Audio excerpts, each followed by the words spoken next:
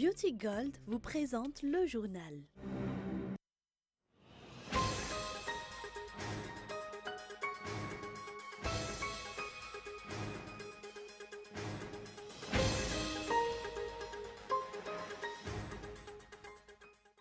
Des députés qui tiennent véritablement le rôle de législateur, non seulement en votant les lois, mais également en émettant des propositions de loi conformes aux besoins de la population, ainsi que des députés qui puissent contrôler les actions du gouvernement. Ce sont les principaux critères requis pour un membre de la Chambre basse, d'après le Comité national pour l'observation des élections. Un rapport sur l'application des droits de l'homme à Madagascar doit être remis au Conseil des droits de l'homme des Nations Unies avant le 28 mars prochain. Un rapport à effectuer tous les 4 ans. Mais pour l'instant, Madagascar semble encore loin de respecter les conditions requises dans ce domaine.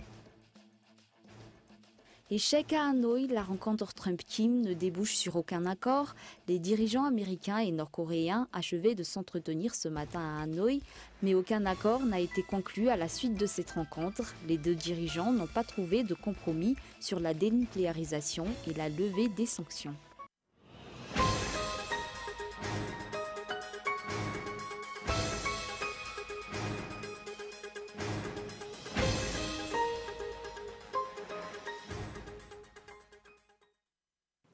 Bonsoir à tous et merci d'être avec nous pour cette nouvelle édition du journal. Aujourd'hui, nous ouvrirons ce journal avec l'actualité politique.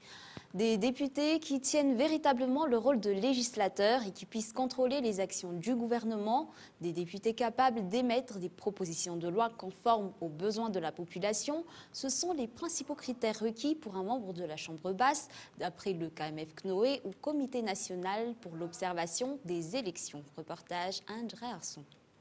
Quelques jours après l'ouverture du dépôt de candidature pour l'élection législative, le président du KMF CNOE, ou Comité national pour l'observation des élections, a déclaré que ce dont le peuple a actuellement besoin, c'est de députés capables d'effectuer leur devoir de législateurs et contrôleurs de l'action du gouvernement.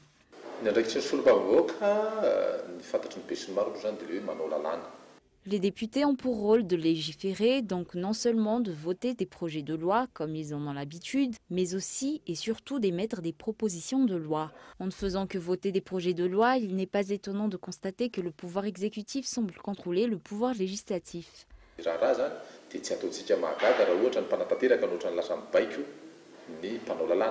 Pour les États républicains comme Madagascar, le principe de séparation des pouvoirs pour maintenir l'équilibre et assurer la bonne gouvernance est capital, d'après les explications.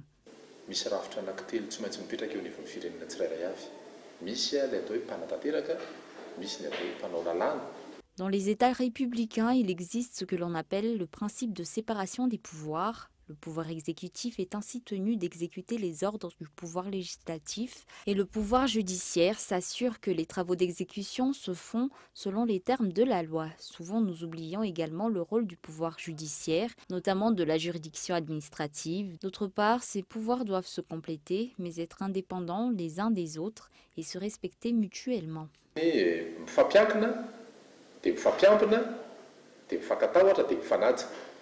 Cependant, il est du devoir de chaque citoyen de contrôler le respect de cette séparation de pouvoirs. À cet effet, les citoyens peuvent critiquer et dénoncer les faits qui vont à l'encontre de ce principe. Aucune décision n'a encore été prononcée par rapport à la cession d'une partie du jardin d'Ankourjan à un particulier. La décision judiciaire forçant l'État à restaurer ce terrain à son ancien propriétaire est contraire aux termes de la loi sur l'expropriation pour cause d'utilité publique. C'est ce qu'a expliqué le directeur général des services fonciers. Le point sur ce reportage de Yves Richard. Aucune décision n'a encore été prononcée par rapport à l'appropriation d'un particulier de 1470 mètres carrés du jardin d'Ankourjan, et ce, malgré les informations publiées sur le compte officiel de la commune urbaine d'Antananarive sur les réseaux sociaux. D'après les explications apportées sur cette affaire, aucune décision judiciaire ne peut forcer l'État à restituer un terrain à son ancien propriétaire après expropriation, selon les termes de l'ordonnance numéro 62-023 du 19 septembre 1962 relative à l'expropriation pour cause d'utilité publique. Cette décision judiciaire est contraire aux termes de l'ordonnance relative à l'expropriation pour cause d'utilité publique. D'après cette loi, la décision finale concernant la cession d'un terrain appartenant à l'État à un particulier revient au ministère de l'Aménagement du territoire, mais le ministère n'a pris aucune décision pour céder ou restituer cette propriété.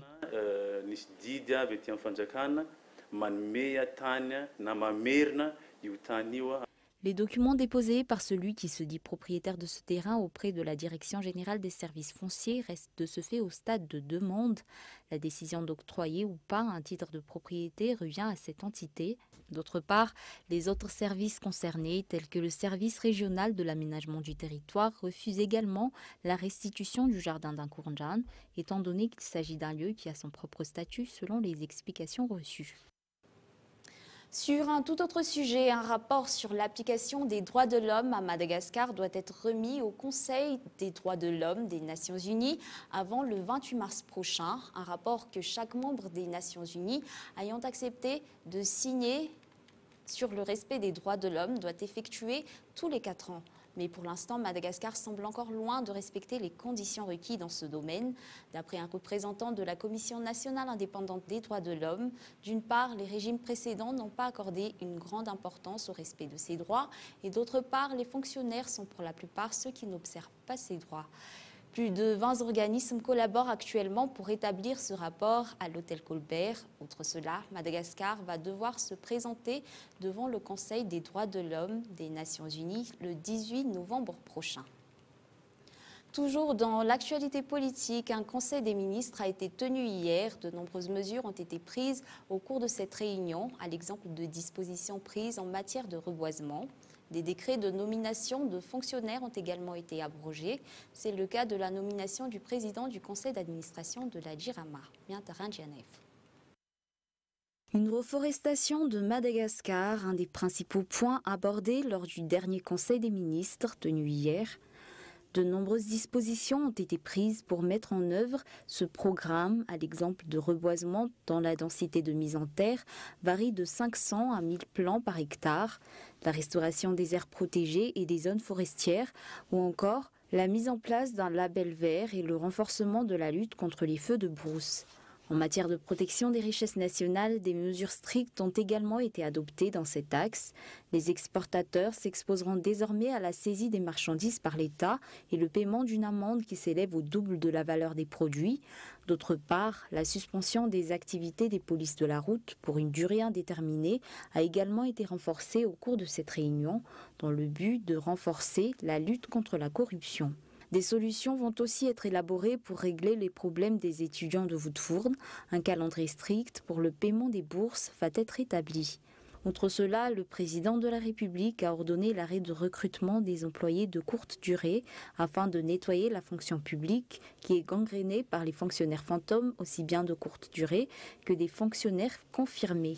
Par ailleurs, 4 endroits ont été déclarés utilité publique pour aménagement des routes, des travaux de construction dans le cadre du programme d'appui et de développement des villes d'équilibre. Ces points seront situés à Antsirananaville, Fianarantsouville, Tuliaraville et Antananarivo-Ntsimjan. En conséquence, des expropriations pour cause d'utilité publique et des indemnisations des personnes concernées seront faites suivant les textes en vigueur. Des nominations et des abrogations de nominations ont également été décidées au cours de ce Conseil des ministres. Parmi ceux-là, on retrouve l'abrogation de nomination du président du conseil d'administration de la JIRAMA, Hyacinthe Befen-Toudman. Avant de passer aux actualités internationales, à la suite du kidnapping effectué à Tsaratanan au début du mois de février, 8 personnes ont été arrêtées. D'autre part, 4 personnes sur les 6 enlevées ont été relâchées. Mais pour l'instant, les 2 derniers restent introuvables. Michela Ranardzon. Les enquêtes sur les enlèvements qui ont été perpétrés dans le district de Tsaratanan vers début février se poursuivent. D'après les explications du commandant de compagnie de la gendarmerie à Tsaratanan, 8 kidnappeurs ont déjà été arrêtés et placés sous mandat de dépôt. D'autre part, 4 victimes ont été relâchées, mais 2 autres restent encore introuvables à ce jour. Outre cela, toujours selon les explications, le district de Tsaratanan est plus ou moins calme actuellement à cause de la présence de nombreux agents des forces de l'ordre. Cependant, il s'agit pour la majorité d'agents non permanents. Les habitants réclament de ce fait que les forces de sécurité dans cette partie de la grande île soient renforcées. D'après les informations reçues, la gendarmerie nationale a fixé une récompense de 2 millions d'ariars pour celui qui pourrait permettre l'arrestation de Del ou de Tirs, chef de file à l'origine des kidnappings de Tsaratanan. De hauts responsables au niveau des forces de l'ordre sont également impliqués dans cette affaire. Place aux actualités internationales. Donald Trump et Kim Jong-un se sont séparés aujourd'hui à Hanoï sur un échec après un sommet consacré à l'épineux dossier de la dénucléarisation du pays reclus. Le président américain imputant les espoirs déçus aux exigences nord-coréennes sur les sanctions. Reportage France 24. Après un début de sommet optimiste, l'accord historique tant attendu de part et d'autre n'a pas été trouvé. Accompagné de son secrétaire d'État Mike Pompeo, Donald Trump explique les raisons de cet échec. En fait, ils voulaient que les sanctions soient levées dans leur intégralité. Nous ne pouvions pas le faire. Ils étaient prêts à dénucléariser en grande partie, mais nous ne pouvions pas abandonner les sanctions pour cela. Nous allons continuer à travailler et nous verrons. Mais nous n'avons pas pu accepter cette exigence.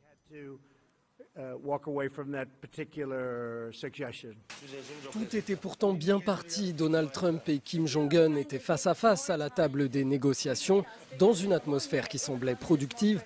Un journaliste demande au leader nord-coréen s'il est prêt à la dénucléarisation. La réponse de Kim Jong-un est réaction quasi immédiate de Donald Trump. Si je ne voulais pas le faire, je ne serais pas ici en ce moment même. C'est une bonne réponse, waouh! C'est même la meilleure réponse qu'on puisse entendre. Les discussions se sont poursuivies et deuxième geste d'ouverture de Kim Jong-un lorsqu'un journaliste lui demande s'il est prêt à accueillir un bureau américain dans sa capitale, Pyongyang. Je pense que ce serait quelque chose de bienvenu. Au centre des discussions entre Donald Trump et Kim Jong-un, ce complexe nucléaire au nord de Pyongyang. Kim Jong-un aurait proposé de le fermer en échange de la levée des sanctions. Refus du président américain. Donald Trump n'a pour autant pas souhaité qu'il y ait de nouvelles sanctions. Il quitte ce deuxième sommet sans indiquer s'il y en aura un troisième.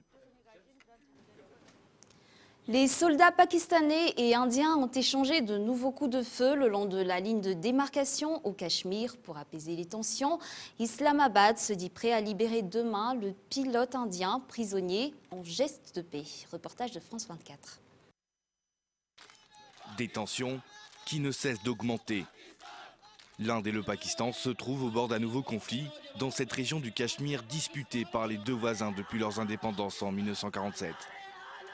Dans les rues de Karachi, le ton est agressif. Nous sommes prêts à écraser l'Inde.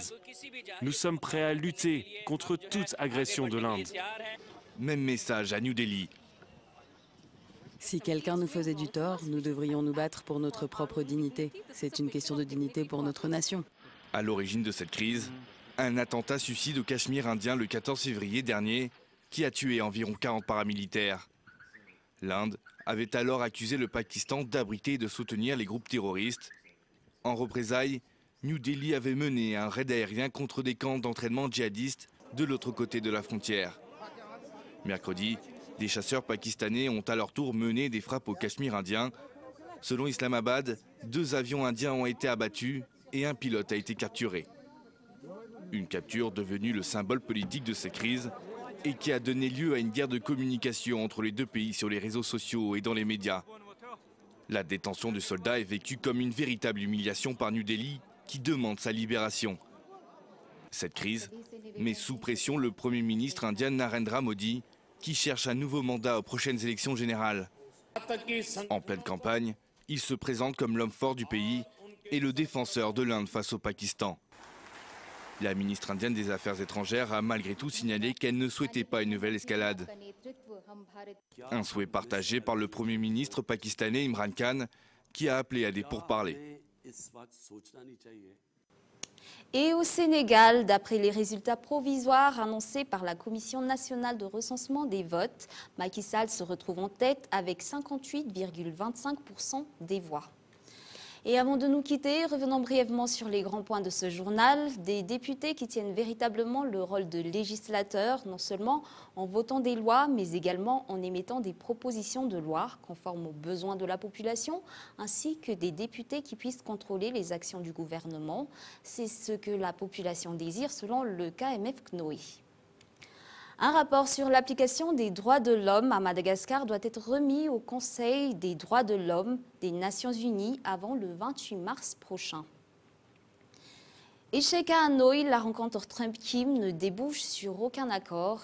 Et voilà, c'est là-dessus que nous allons achever ce journal. Nous vous remercions de votre attention. Bonne soirée à tous et excellente suite de programmes en compagnie de Cool TV.